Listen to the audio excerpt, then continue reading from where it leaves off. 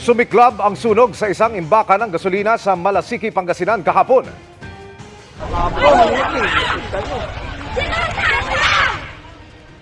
Mayat-mayang pagsabog din ang narinig sa imbakan na nabalot ng makapal at maitim na usok.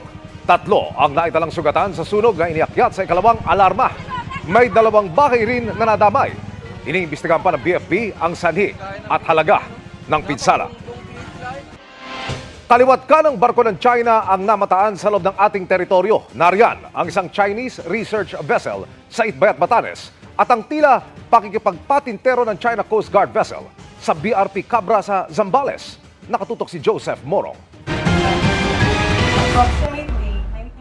Tuluyan ng naitaboy ngayong araw ang China Coast Guard Vessel 3302 na kahapon ay humarang Papunta natin sir yung Distance 80 yards pa. at halos dumikit sa BRP Cabra. Pero nasa halos 200 kilometro pa rin ang layo nito mula sa palawig sa Zambales. Git ng Philippine Coast Guard, wala silang karapatan sa lugar. what the Philippine Coast Guard is doing off the coast of Zambales in a distance of 92 to 96 nautical miles off the coast of Cabones, Zambales. What we're doing is a legitimate maritime patrol. Habang tila nagpapatentero ang Cabra at China vessel, minamanman na naman ng Philippine Coast Guard ang isang Chinese research vessel sa may Itbayat, Batanes. Ayon sa Philippine Coast Guard, walang permiso ang Chinese vessel pero halos 5 araw nang nasa Exclusive Economic Zone o EEZ ng Pilipinas. Iniutos na ng PCG na tiktikan at itaboy ang research vessel. The Commandant of the Philippine Coast Guard will most likely deploy another Coast Guard vessel to challenge this kind of illegal activity of the People's Republic of China. Para sa GMA Integrated News, Joseph Morong, nakatutok 24 oras. Happy Monday, chikahan mga kapuso! Viola Davis is an EGOT winner for a reason. Mula sa pagganap sa role na Annalise Keating sa series na How to Get Away with Murder, isa na namang big-time role ang kanyang gagampanan sa pelikulang G20. US President ang role, pero sa totoong buhay, ready kaya siyang sumabak sa politika? Makichika kay Linching. Ma'am, apprehension is minutes away. Mapadrama o action films, walang sinusukuan ang multi-awarded Emmy, Grammy, Oscars at Tony Award winner na si Viola Davis. In her upcoming film G20 on Prime Video, gaganap siya bilang si President Daniel Sutton, a former soldier na naging Pangulo ng Amerika. Nalalaban sa mga teroristang mga hostage ng world leaders sa G20 International Summit. Believable si Viola as president, pero in real life, gugustuhin kaya niyang tumakbo sa politika? Absolutely not. Like full stop, exclamation point, emojis, everything. Absolutely not. No. Maaksyon ang role, kaya kailangan fit and healthy si Viola. At the age of 59, ano nga ba ang nagpapalakas sa kanya? My love for my daughter and my husband, that keeps me standing. I feel like that's home for me. But also what keeps me standing is curiosity. Curiosity about what life has in store for me. Especially as, I'm entering, I don't know how many decades in this business. I'm curious as to how my career will unfold and how I'll unfold within it. It is so much fun shooting an action movie. Now, I say that, I complain when I have to get up with Gabriella McLean. She's the Lord Voldemort of trainers, the one who cannot be named, the brutalizer. But I'll complain, but I have to tell, it's so much fun.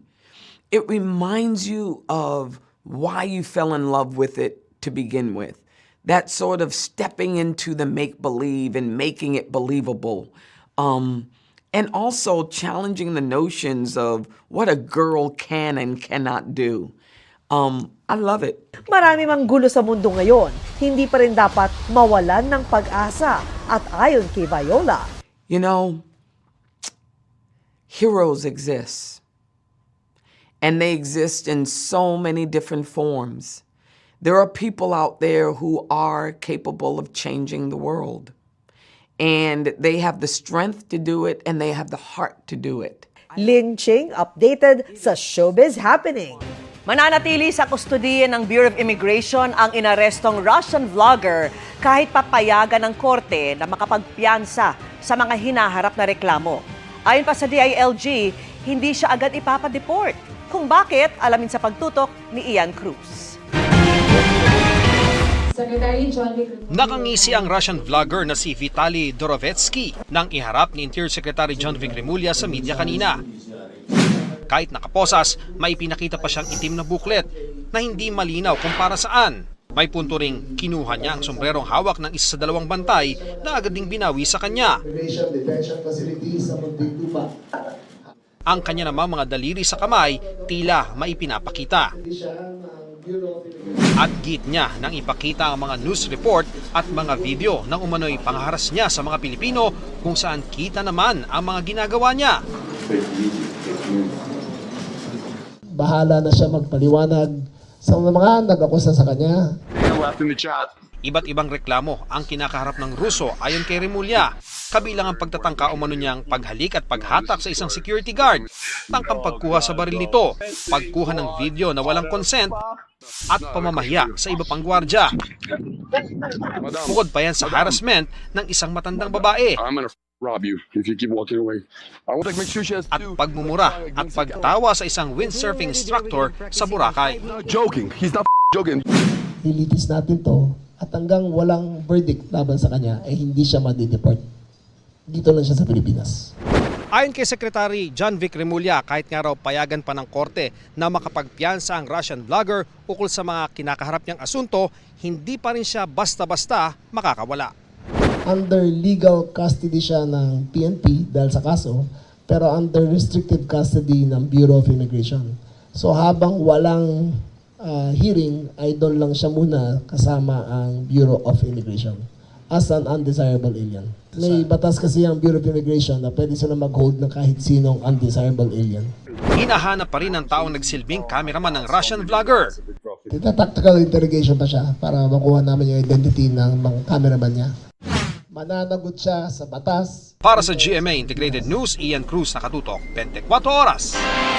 Ramdam pa rin ngayong araw sa Asia, kabilang ang Pilipinas, ang epekto ng dagdag taripang ipinapataw ng Amerika sa produkto ng ibang bansa, partikular sa halaga ng stocks. Aminado ang gobyerno na may epekto rin dito sa ekonomiya ng Pilipinas, pero may mga ikakasa itong hakbang. Nakatutok si Ivan Mayrina.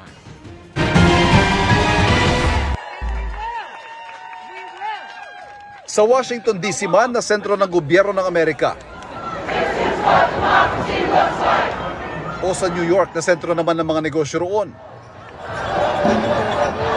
maging sa Los Angeles at iba-iba pang lugar, may higit 1,000 pagtitipon nga ay kinasa sa Amerika nitong weekend laban kay US President Donald Trump at kaalyadong bilyonaryo na si Elon Musk.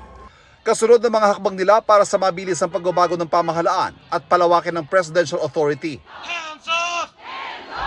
Kabilang sa may kinasa kamakailan ni Trump ang pagtataas ng taripa sa mga produkto ng ibang bansa na ipinapasok sa Amerika, na ipinrotesta naman sa iba-ibang bansa tulad ng Canada, Germany, at France. Pinangangambahan kasi ang epekto nito hindi lang sa Amerika, kundi sa ekonomiya at kalakalan ng buong mundo. Nung nakaraang linggo lang, $5 trillion ang nawala sa stock market value sa S&P 500 companies dahil sa pinangangambahang epekto ng dagdag taripa ng Amerika. Bumagsak din ang presyo ng oil at commodities. At kanina, tuloy epekto niyan sa Asia, kabilang sa mga stocks sa Japan at Hong Kong. At maging sa Pilipinas kung saan bumulusok sa pinakabababang closing sa loob ng 2.5 taon ang Philippine Stock Exchange. Aminado ang gobyerno na may epekto ang reciprocal tariff na ipapataw ng Amerika sa iba-ibang bansa. Kahit pa paano maapektuhan tayo niyan, dagdag pa dyan dahil buong mundo dinagyan ng matataas na taripa ay hihina ang pag-ikot ng ekonomiya ng buong mundo. So sigurado lahat tayo apektado dyan.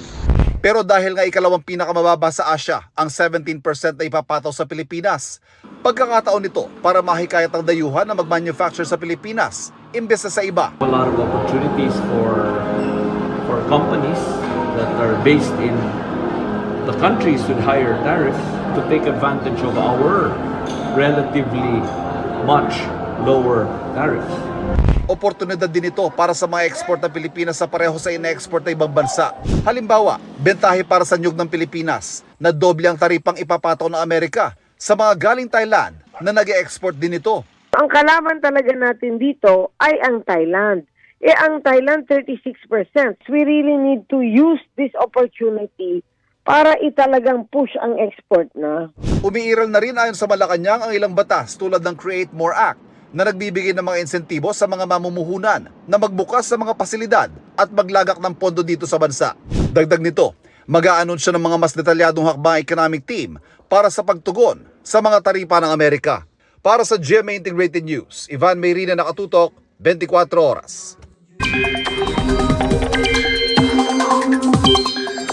Mga kapuso, iba yung pag-iingat sa mga lugar na inulan at binahan itong weekend dahil posible yang maulit. Ayon sa Pag-asa, patuloy na umiiral ang Intertropical Convergence Zone o ITCZ na magpapaulan sa Barm, Zamboanga Peninsula, Soc-Sargen, Lanao del Norte, Misamis Occidental at Palawan. Easterlies naman ang nakakaapekto sa nalalabing bahagi ng bansa. Ang dala niyang mainit at malisangang hangin posibleng magdulot din ng localized thunderstorms lalo sa hapon o gabi. Batay sa datos ng Metro Weather, bukas ng umaga pa lamang ay may tsansa na ng ulan sa ilang bahagi ng Palawan at Mindanao. Posible pa yang lumakas sa hapon kaya mag-ingat sa banta ng pagbaha at pagho ng lupa. May tsansa rin ng kalat-kalat na pag-ulan sa ilang bahagi ng Luzon at Visayas. Mababa naman ang tsansa ng ulan sa Metro Manila pero huwag kakalimutan ang pagdadala ng payong. Samantala, pinakamataas ngayong araw ang heat index na naitala sa Virac, Catanduanes na 46 degrees Celsius. Posibleng umabot muli sa danger category ang damang init bukas sa ilang lugar sa bansa kaya magdoble ingat. Hindi nakakasuhan ng bansang Qatar ang 17 Pilipino na ikinulong dahil sa pagtitipon nila para kay dating Pangulong Rodrigo Duterte. Ayon po kay Pangulong Bongbong Marcos, inanunsyo ang balita kasunod ng pulong nila ni Qatari Ambassador to the Philippines, Ahmed Saad Nasser Abdullah Al-Humidi. Wala na raw magiging parusa laban sa mga inarestong Pinoy na makakabalik na sa kani-kanilang trabaho.